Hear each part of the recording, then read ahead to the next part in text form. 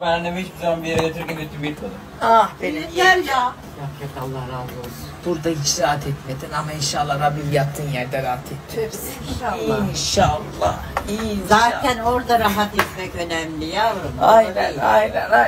Hiç telefonda bütün sülaleyi kesmiyormuşuz gibi bir de orada rahat etmeyi ümit ediyor. Ben bu kadının özgüvenine hayran. Daha geçen gün 50 dakika boyunca dedikodu Dedikodu yapmıyoruz. Fikirle alışveriş yapıyoruz. Aynen. Beni bir sakız diye arıyor. Maşallah bir başlıyoruz. Ölmüşten dönmüşe kadar.